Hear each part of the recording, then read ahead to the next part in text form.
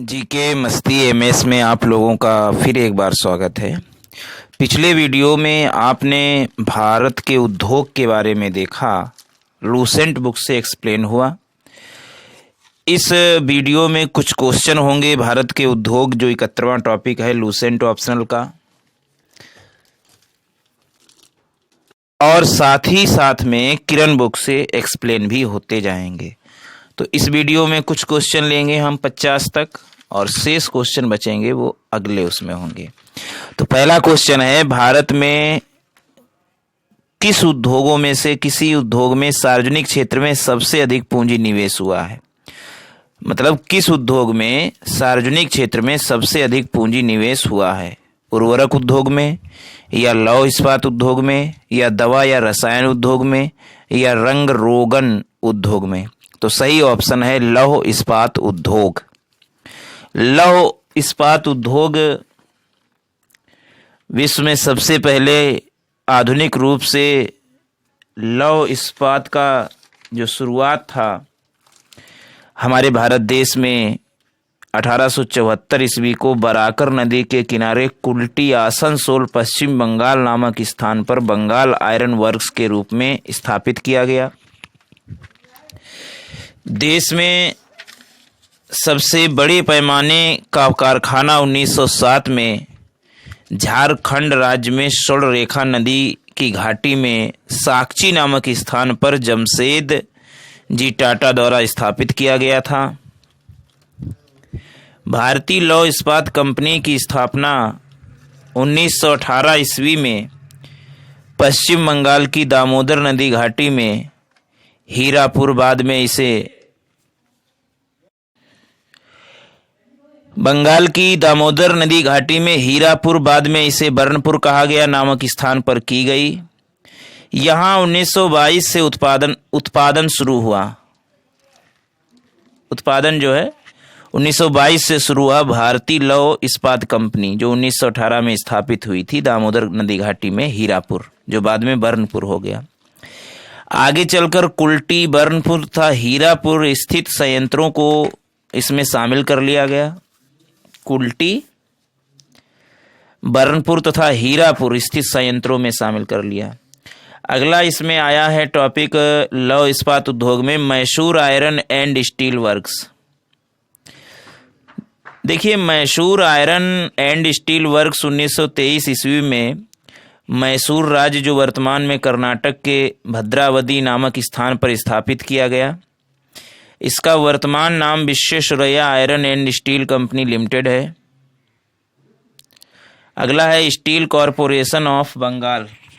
देखिए, steel corporation of Bengal की स्थापना 1937 ईस्वी में बर्नपुर, पश्चिम बंगाल में की गई।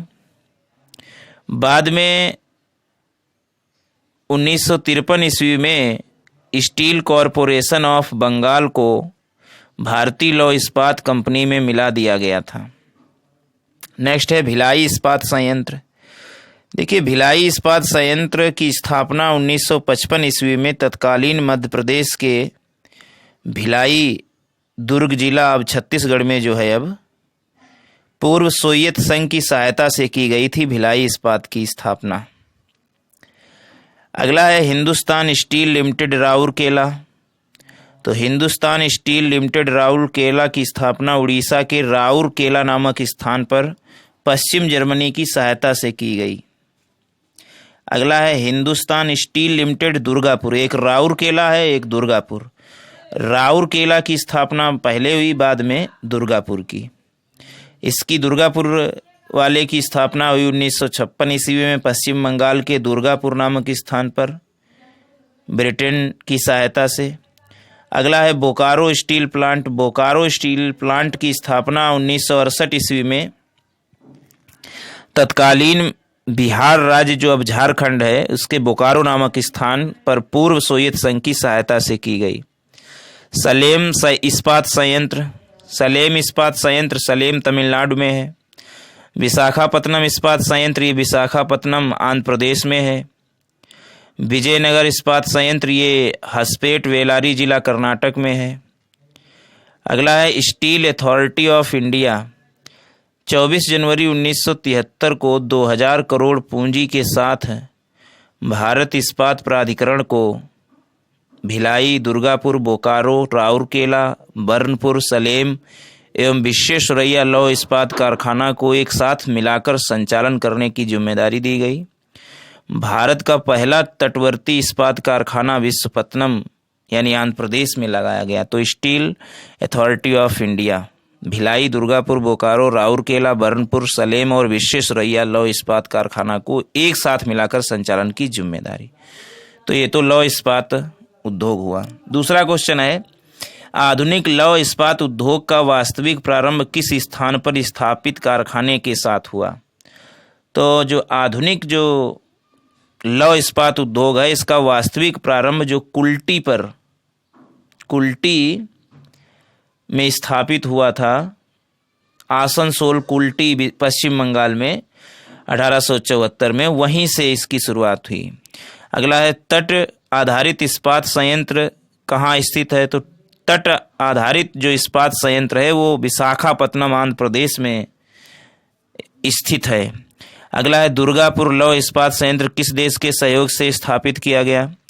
तो दुर्गापुर का पूरा नाम है हिंदुस्तान स्टील लिमिटेड दुर्गापुर। इसकी स्थापना 1956 में पश्चिम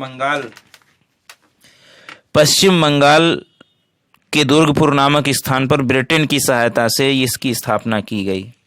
अगला है, राउरकेला इस्पात संयंत्र की स्थापना हुई थी। तो हिंदुस्तान स्टील लिमिटेड राउरकेला उड़ीसा में इसकी स्थापना पश्चिम जर्मनी की सहायता से की गई थी। किसकी सहायता से? जर्मनी की सहयोग से। भिलाई संयंत्र किसकी मदद से स्थापित किया गया? तो भिलाई संयंत्र जो तब तो मध्य प्रदेश में था, दुर्ग जिला में, अब छत्तीसगढ़ में है। 1955 में स्थापित हुआ और ये जो है सोवियत संघ की सहायता से स्थापित हुआ था, यानी रूस की सहायता से। अगला है, रूस की सहायता से स्थापित लौह इस्पात संयंत्र कौन सा है? तो रूस की सहायता से यही भिलाई इस्पात संयंत्र है। रूस की सहायता से स्थापित लौह इस्पात संयंत्र जो है ये संयंत्र जो है भिलाई संयंत्र ही है। अगला है, भिलाई, दुर्गापुर और राउरकेला में लौह इस्पात संयंत्र की स्थापना किस पंचवर्षीय योजना के दौरान की गई? तो दुर्गापुर, भिलाई, ये हमने लूसेंट बुक में बताया था, दुर्गापुर, भिलाई और राउरकेला ये लौह इस्पात संयंत्र द्वितीय पंचवर्षीय योजना के अंतर्गत इनकी स्थापना की गई। कब की गई? द्वितीय पंचवर्षीय योजना के अंतर्गत। नेक्स्ट क्वेश्चन है, भारतीय इस्पात प्राधिकरण लिमिटेड यानी सेल, इसकी स्थापना कब की गई? तो steel authority of India SAIL की स्थापना 24 जनवरी 1973 को 2000 करोड़ पूंजी के साथ भारत इस्पात प्राधिकरण को भिलाई, दुर्गापुर, बोकारो, राउरकेला, बर्नपुर, सलेम एवं विश्वेश्वरैया लौह इस्पात कारखाना को एक साथ मिलकर संचालन करने की जिम्मेदारी दी गई 1973-74 में। अगला है, कोयले की स्थानीय आपूर्ति उपलब्ध नहीं है। तो विश्वेश्वरैया जो भद्रावती में है, विश्वेश्वरैया, मैसूर वाला जो है Mysore iron and steel works Bhadravati नामक स्थान पर, तो यहाँ जो है कोयले की स्थानीय आपूर्ति उपलब्ध नहीं है। मैसूर वाला Visvesvaraya iron and steel company limited. अगला है, भारत में इस्पात कारखानों का कौन सा समूह स्वतंत्रता के पश्चात बनाए गए? तो भिलाई, दुर्गापुर, राउरकेला ये द्वितीय पंचवर्षीय में स्वतंत्रता के बाद बनाए गए। बाकी कुल्टी, बर्नपुर ये भी पहले ही बना है 1874 में। जमशेदपुर, दुर्गा, भिलाई ये भी पहले ही बना है। भद्रावती ये भी पहले ही बना है 1923 में, मैसूर वाला। सही है, भिलाई, दुर्गापुर, राउरकेला ये द्वितीय पंचवर्षीय योजना में 56 से 61 के बीच। अगला है, भारत में प्रथम कपास मिल जो है यानी सूती वस्त्र उद्योग की स्थापना किस शहर में हुई? तो भारत में प्रथम कपास मिल जो है वो कोलकाता में स्थापित हुई। कहाँ स्थापित हुई? कोलकाता में। तो देख लेते हैं सूती वस्त्र उद्योग पर भी दृष्टि डालकर। देखिए, सूती वस्त्र की पहली मिल की स्थापना 1818 ईस्वी में कोलकाता के समीप फोर्ट ग्लास्टर में की गई थी, किंतु यह असफल रही थी। तो शुरुआत तो कोलकाता में हुई, लेकिन जो है इसकी ये असफल रही। अगला पॉइंट है, सबसे पहला सफल आधुनिक सूती कपड़ा कारखाना 1854 में, पहले 1818 में शुरू हुआ था जो असफल हुआ, ग्लास्टर कलकत्ता में समीप फोर्ट ग्लास्टर में। फिर 1854 में बम्बई में कवासजी डावर द्वारा खोला गया, जिसमें 1856 ईस्वी से उत्पादन प्रारंभ हुआ। सूती वस्त्र उद्योग का सर्वाधिक विकेंद्रीकरण महाराष्ट्र एवं गुजरात में है। पश्चिम बंगाल, मध्य प्रदेश, तमिलनाडु, आंध्र प्रदेश, केरल और उत्तर प्रदेश भी राज्य हैं जहां सूती वस्त्र उद्योग है। मुंबई को भारत के सूती वस्त्रों की राजधानी के उपनाम से जाना जाता है। कानपुर को उत्तर भारत का मैनचेस्टर कहा जाता है। दक्षिण भारत का मैनचेस्टर कोयम्बटूर है। अहमदाबाद को भारत का बोस्टन कहा जाता है। भारतीय अर्थव्यवस्था में कपड़ा उद्योग का स्थानीय कृषि के बाद दूसरा स्थान है और सूती वस्त्र उद्योग देश में कृषि के बाद रोजगार प्रदान करने वाला दूसरा सबसे बड़ा क्षेत्र है। तो ये तो सूती वस्त्र उद्योग से क्वेश्चन है। अगला क्वेश्चन देखते हैं, भारत का कौन सा उद्योग बड़ी संख्या में कार्यकर्ता नियुक्त करता है? तो वस्त्र उद्योग तो है, खेती के बाद दूसरा नंबर इसी का आता है।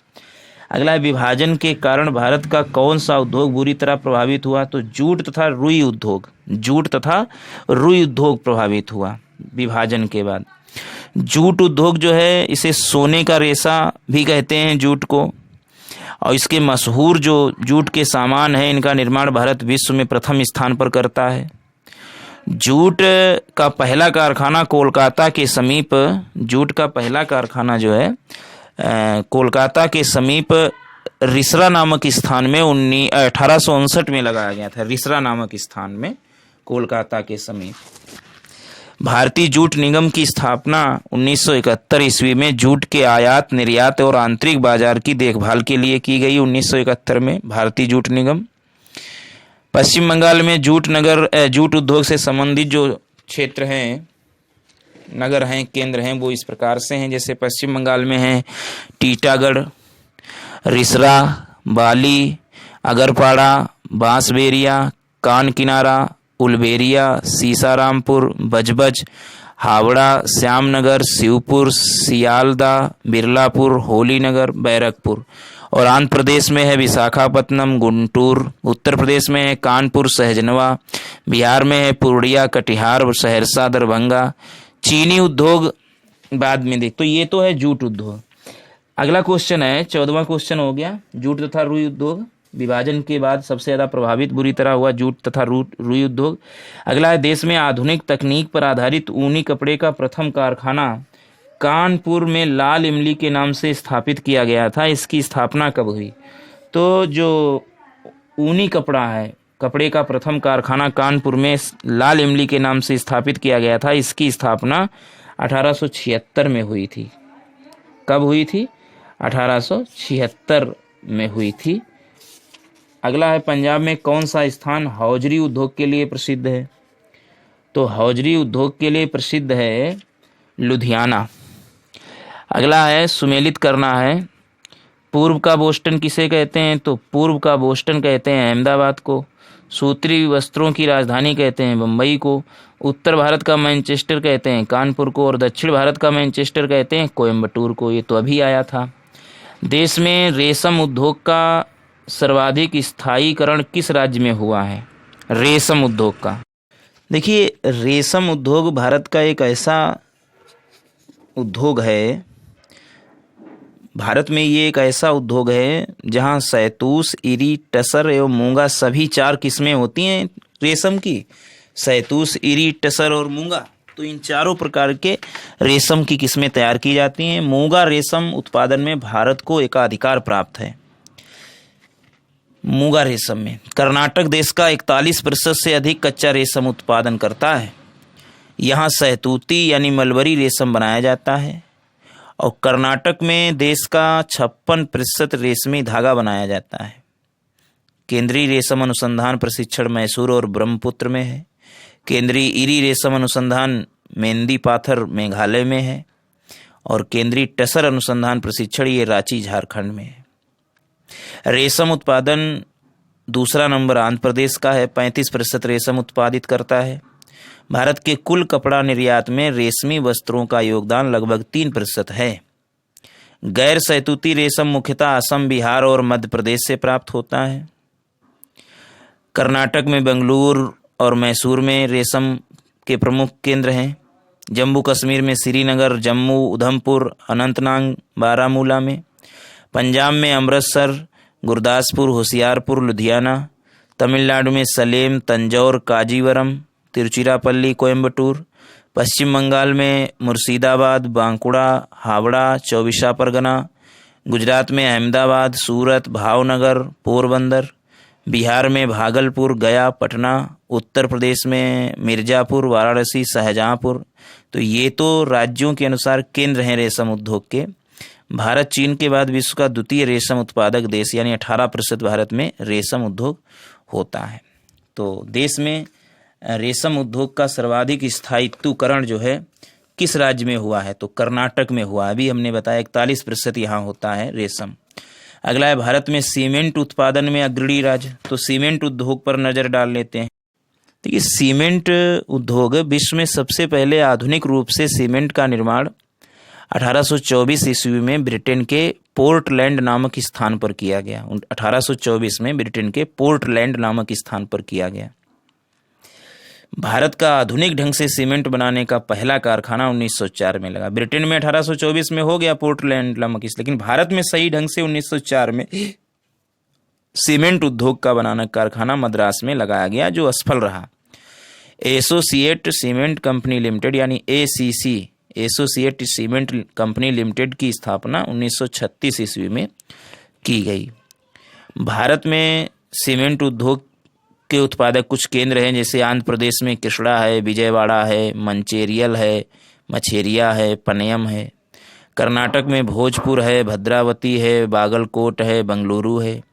तमिलनाडु में डालमियापुरम है, मधुकराय है, तुलकापट्टी है। मध्य प्रदेश में सतना है, कटनी है, जबलपुर है, रतलाम है। छत्तीसगढ़ में दुर्ग, जामुल, तिलदा, मंधार, अलकतरा है। झारखंड में जपला, खिलारी, कल्याणपुर, सिंदरी और झींक पानी है। गुजरात में पोरबंदर, द्वारिका, सीका, भावनगर, सेवालियम और रानायाम है। पंजाब में सूरजपुर, राजस्थान में जयपुर और लखेरी, हरियाणा में चरखी दादरी, उड़ीसा में राजगंगपुर, उत्तर प्रदेश में मिर्जापुर चुर्क और केरल में कोट्टायम। तो देश में सीमेंट उत्पादन में अग्रणी राज्य कौन है? तो सीमेंट उत्पादन में अग्रणी राज्य जो है वो राजस्थान है। कौन वन आधारित उद्योग नहीं है? तो सीमेंट उद्योग वन आधारित नहीं है, बाकी लोहा, खेल उद्योग व कागज उद्योग ये वन आधारित हैं। कटनी में स्थित है, तो कटनी में जो है सीमेंट कारखाना स्थित है। कटनी में कहाँ? कटनी मध्य प्रदेश में जो पड़ता है, यहाँ सीमेंट उद्योग का कारखाना है। कटनी, सतना, जबलपुर, रतलाम। अगला है कौन सीमेंट कारखाना हरियाणा राज्य में स्थित है? तो हरियाणा राज्य में चरखी दादरी जो है ये जो है सीमेंट उद्योग कारखाना हरियाणा में है। और भी है डालमिया दादरी या चरखी दादरी, ये दोनों जो है हरियाणा में है। अगला है सीमेंट उद्योग की स्थापना के लिए किसकी उपस्थिति अधिक प्रभावी होती है? तो कोयला तथा जिप्सम की उपस्थिति बहुत ही प्रभावी होती है सीमेंट उद्योग के लिए, कोयला और जिप्सम की उपस्थिति। अगला है क्वेश्चन, सीमेंट उत्पादन में भारत का विश्व में कौन सा स्थान है? तो सीमेंट उत्पादन में भारत का जो स्थान है वो है दूसरा। पहला स्थान है चीन का और दूसरा स्थान है भारत का। अगला है भारत में प्रथम सीमेंट संयंत्र 1904 ईस्वी में कहाँ स्थापित किया गया? तो भारत में आधुनिक ढंग से सीमेंट बनाने का पहला कारखाना 1904 में मद्रास में लगाया गया, जो असफल रहा था। मद्रास यानी चेन्नई में। अगला है भारत में प्रथम उर्वरक संयंत्र 1906 ईस्वी में कहाँ स्थापित किया गया? उर्वरक संयंत्र। तो ऐतिहासिक रूप से देश में सुपर फॉस्फेट उर्वरक का पहला कारखाना 1906 ईस्वी में 1906 ईस्वी में उर्वरक संयंत्र का कारखाना लगाया गया था तमिलनाडु के रानीपेट नामक स्थान पर। कहाँ? रानीपेट नामक स्थान पर। 1944 ईस्वी में कर्नाटक के बैलेगुला नामक स्थान पर 1906 में लग गया कारखाना रानीपेट के नामक स्थान पर तमिलनाडु में। फिर 1944 में कर्नाटक के बैलेगुला नामक स्थान पर मैसूर केमिकल्स एंड फर्टिलाइजर्स के नाम से अमोनिया उर्वरक का कारखाना लगाया गया। 1947 ईस्वी में अमोनिया सल्फेट का पहला कारखाना केरल के अलवाय नामक स्थान पर खोला गया। भारतीय उर्वरक निगम की स्थापना 1951 में की गई, जिसके अंतर्गत एशिया का सबसे बड़ा उर्वरक संयंत्र सिंदरी में स्थापित किया गया। कहाँ? सिंदरी में। भारत विश्व का तीसरा सबसे बड़ा रासायनिक उर्वरक उत्पादक एवं उपभोक्ता है। भारत पोटाश उर्वरक के लिए पूरी तरह आयात पर निर्भर है। भारत में प्रति हेक्टेयर उर्वरक खपत में प्रथम स्थान पर पंजाब है और दूसरा और तीसरा स्थान आंध्र प्रदेश और हरियाणा का है। कोक आधारित उर्वरक इकाइयां तलचर यानी उड़ीसा, रामागुंडम यानी आंध्र प्रदेश में तथा कोरबा छत्तीसगढ़ में अवस्थित हैं। भारत में प्रमुख रासायनिक उर्वरक उत्पादक राज्य हैं, जैसे झारखंड में कहाँ होता है उर्वरक केंद्र है? सिंदरी है। राजस्थान में खेतड़ी, सलादीपुर एवं कोटा है। बिहार में बरौनी है। उड़ीसा में राउरकेला, तलचर है। उत्तर प्रदेश में कानपुर, गोरखपुर, इलाहाबाद में फूलपुर है। महाराष्ट्र में बम्बई, ट्राम्बे, अमरनाथ तथा लोनी है। पश्चिम बंगाल में बर्नपुर, हल्दिया, रिसरा तथा खारदा है। कर्नाटक में मंगलुरु, बेलागुला तथा मुनीराबाद है। गुजरात में कांडला, बड़ोदरा, हजीरा, भावनगर है। आंध्र प्रदेश में विशाखापत्तनम, तादेपल्ली, तनोक है। तमिलनाडु में नेवली, रानीपेट, इन्नौर, कोयम्बटूर, तूतीकोरिन, अवाडी एवं मनाली हैं। तो ये तो रासायनिक उर्वरक उत्पादक राज्य हैं। उत्तर प्रदेश के शाहजहांपुर एवं जगदीशपुर के कारखाना भी गैस आधारित हैं। क्रभको का गैस आधारित यूरिया अमोनिया संयंत्र हजीरा गुजरात में है। कहाँ है? गुजरात में है। तो ये तो पहला कारखाना कहाँ लगा रासायनिक उर्वरक का? 1906 में, तो रानीपेट में लगा। अगला क्वेश्चन है, भारत में कागज उद्योग का प्रथम सफल कारखाना। तो भारत में कागज उद्योग का सबसे सफल कारखाना 1879 में लखनऊ में लगाया गया। कहाँ लगाया गया? लखनऊ में लगाया गया। कहाँ लगाया गया? लखनऊ में लगाया गया 1879 में। कहाँ लगाया गया? 79 में। मध्य प्रदेश के नेपानगर में अखबारी कागज तथा होशंगाबाद में नोट छापने के कागज बनाने का सरकारी कारखाना है।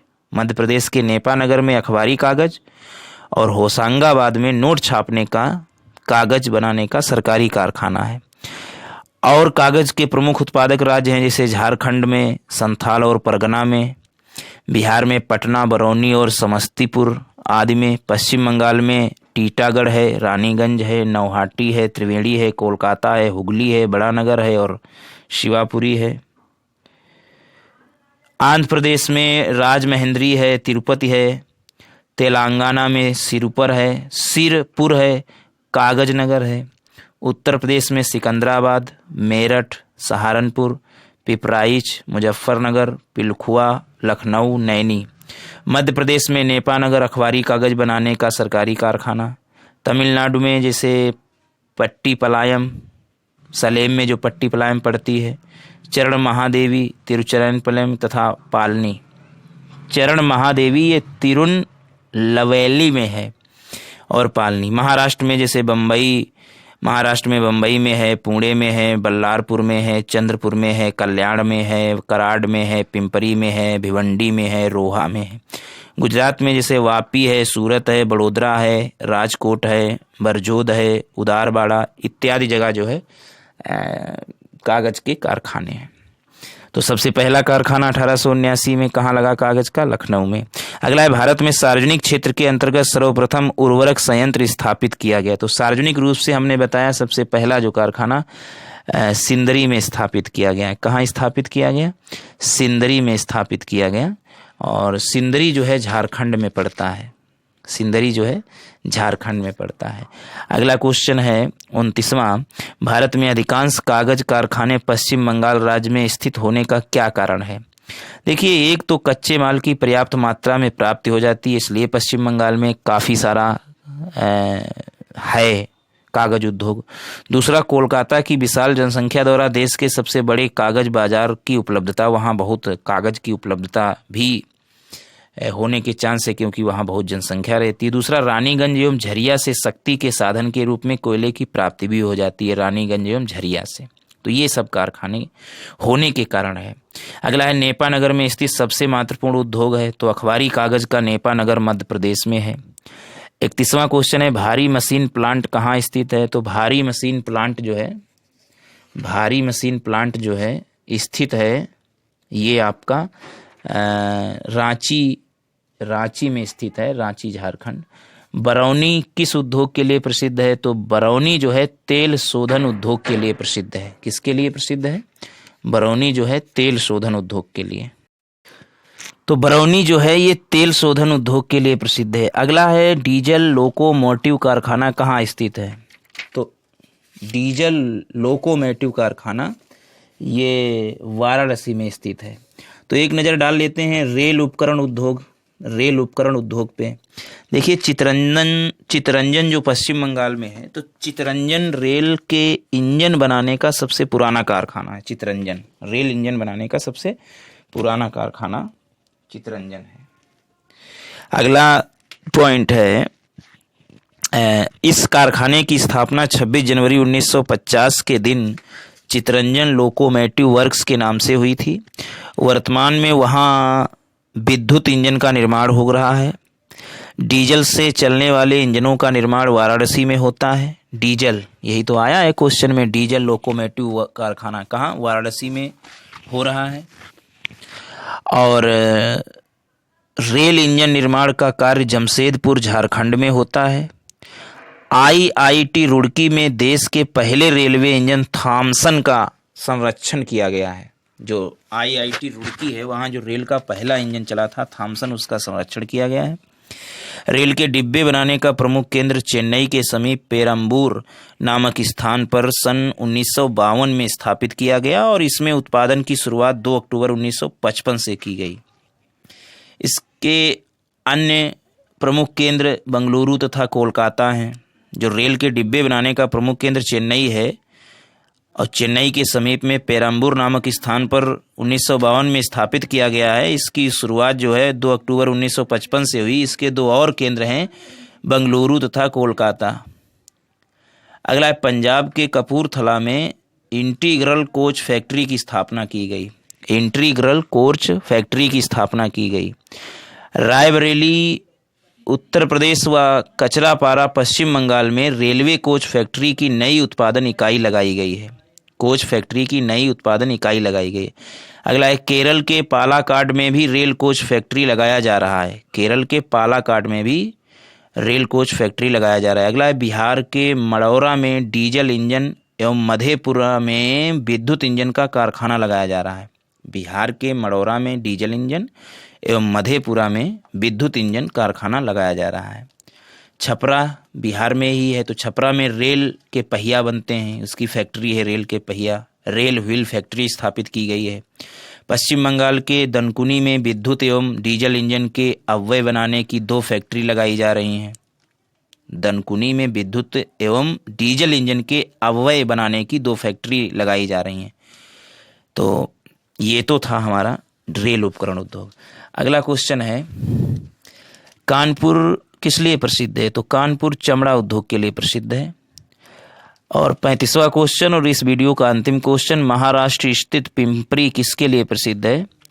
तो पिंपरी में जो है एंटीबायोटिक उद्योग के लिए पिंपरी प्रसिद्ध है। तो इसमें जो है महाराष्ट्र स्थित पिंपरी जो है एंटीबायोटिक दवा उद्योग के लिए है।